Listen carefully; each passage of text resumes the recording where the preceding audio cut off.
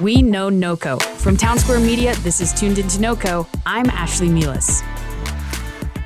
Hey guys, good morning and welcome in to Tuned Into NoCo. Today we have the General Motors Product Safety and Systems Engineer, Joe McLaine, with us. Joe, welcome on the show. It's great having you with us. To begin, let's just go ahead and jump in here. GM is instigating a new training program for a lot of first responders who may come across an electric vehicle in an emergency situation. Do you mind just explaining to our listeners how this training came about and why you think it's so important? Yeah, we think it's super important because the community has been asking for it, and not only the first and second responder communities, but also, entities like the National Transportation Safety Board. And really, the information that is out there needs to be as good and as matter appropriate and given by subject matter experts.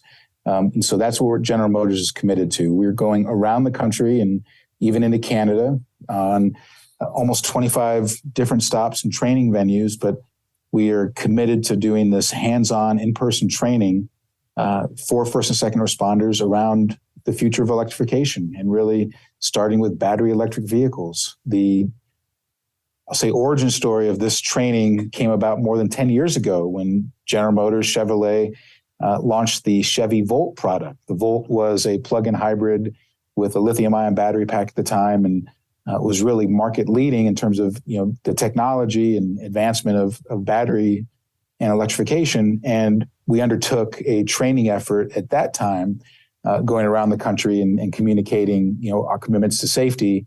Those efforts spurred a lot of other industry work and consortia work, most notably the Society of Automotive Engineers, SAE, and the documents on recommended practices around electrified vehicles. And GM has been a key partner in that for decades, industry work and leading many of those committees and things behind the scenes. But I think it's time for General Motors to come out and show the American public and really all across North America what leaders do, and help set the tone for raising awareness and some of the considerations that these communities. And we're really excited to have more tow truck operators now. CDOT, the Colorado Department of Transportation, has done a great job inviting and integrating members of that community, the towing and salvage yard communities, into these trainings. But we're here to give access and exposure to battery electric vehicle products and components and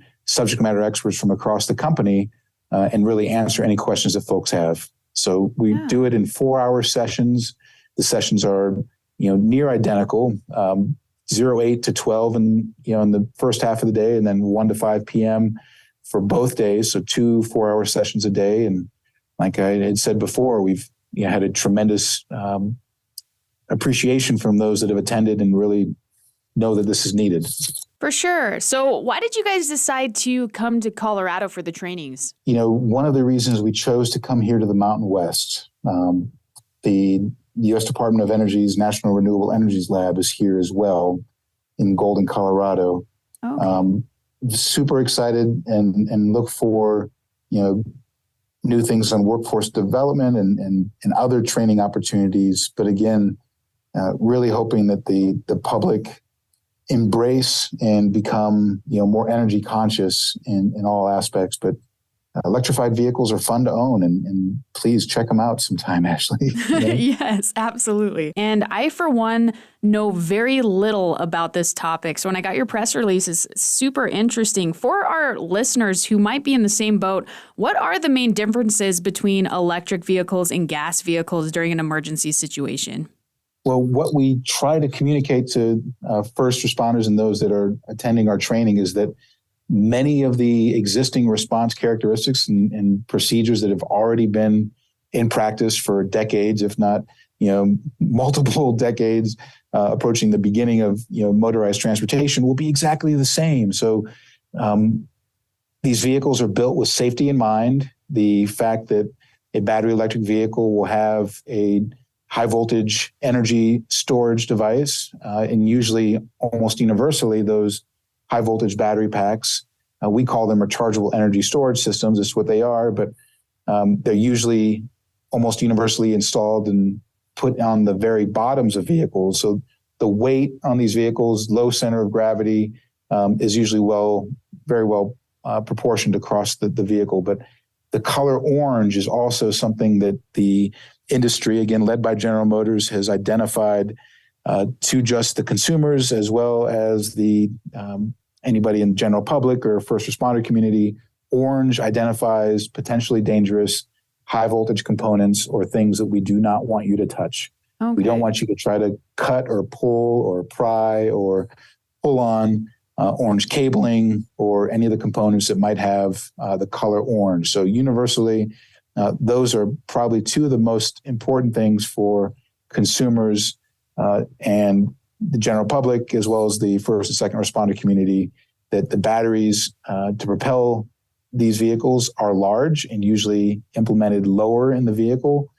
Lithium ion is the state of the art right now. It doesn't mean that we and others aren't looking at different cell chemistries or cell designs or overall makeup of the lithium ion components, but that is the state of the art, and it's the same, at its essence, the same technology that's in any of our consumer electronic products, our mobile phones, our laptops, our tablets, all have lithium ion based technology powering them. But these vehicles are built with safety in mind, and General Motors is committed to not just the safety of the owners and occupants and drivers and people that engage with these vehicles in normal operations, but we're also committed to the safety and increased awareness of the considerations around interacting with these by first and second responders. So we're really excited to be out here. Yeah, it's definitely really interesting. And I was also looking at your press release, and it says that having a lot of water around an electric vehicle is actually a good thing. I would not have thought this. Why is that?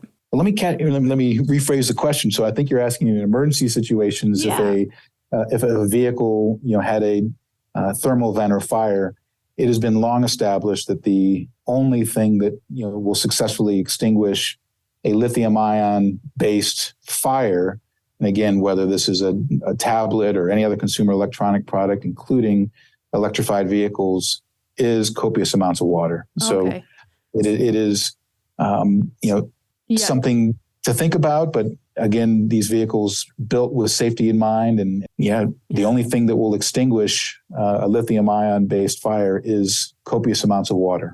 Now, if you're in an emergency situation and there is not a fire, but the electric vehicle obviously has been, say, totaled, do you still want water around, or is that something that you should worry about? No. So, I mean, there are any number of presentations of emergency situations, right? People can, end up in a ditch somewhere that might be, have a amount of water, but there's no risk of, charge being carried down the hose stream or the water stream. Those studies have all been done and confirmed. But rest assured that, the Society of Automotive Engineers and the automakers have taken safety very seriously. And there are automatic disconnects of the high voltage energy and, certainly all the modern safety features, including airbags of, every separate different kind of configuration will continue to be implemented in these vehicles. And, if an electrified vehicle has been in an accident, please rest assured that automakers, including General Motors, have done all they could to, isolate that electric energy and into the battery pack and make it safe for folks to extricate you or get you out of that vehicle if need be. Definitely. Thank you. Now, if somebody listening would like more information, do you guys have a website or maybe a phone number they can call? We've got a great website, and I encourage the listeners to check it out. It's gmevfirstresponder.training.com. I know it's a mouthful, but it's gmevfirstresponder.training.com. We've got a opportunity for folks to register or learn more. We've also got a simple layout of what the training entails in each one of the 4-hour sessions. We've also got a very comprehensive link of other resources that if folks would like to learn more. You said that yourself, Ashlee, don't know much about electrified vehicles. We've got a tremendous amount of resources there just for general education and raising awareness. And I encourage your listeners, if they have any questions about electrified transportation, electrified vehicles, what is currently on the roads, what's coming in the next couple of years, please check out that site. And I'll plug one other website, GM EV Live. We've had a great success in having folks take virtual tours, and with a live specialists learn more and ask any questions that they might have about electrified vehicles. So that link is also in the other resources tab of our website, gmevfirstrespondertraining.com. Perfect. Thank you. Now, I just got a couple more questions for you. I know you got a busy day. For our listeners, how did you get started with GM? What is your background?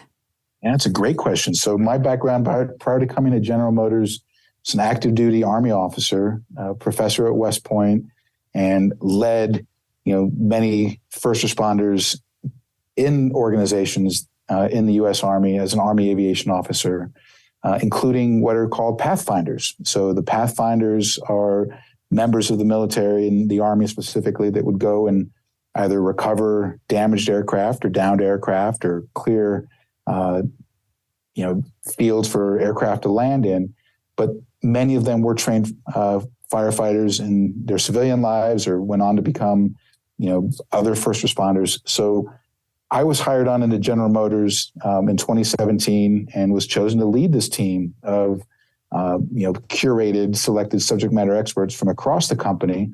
And I drew back on my graduate work at the University of Illinois and drove a partnership between General Motors and the University of Illinois Fire Service Institute. So we've got academic, credentialed partners with us presenting this training. And again, that's a market-leading edge that no one has really partnered or gotten, academic chops behind this. But I was chosen to lead, and I own an electric vehicle and have, gotten all my family and advocate for it almost daily. But electrified transportation is here. It's real. It's safe, and it's certainly fun to own and operate. So encourage your listeners to learn more and inform themselves about how seriously the industry and certainly General Motors takes this move towards electrification. Definitely. Thank you. Well, Joe, again, thanks for coming on the show. Before I let you go, is there anything else you'd like our listeners to know about GM or the training? GM is committed to an all-electric future. And battery electric vehicles are one big component of it. 2023 is going to be a super exciting year.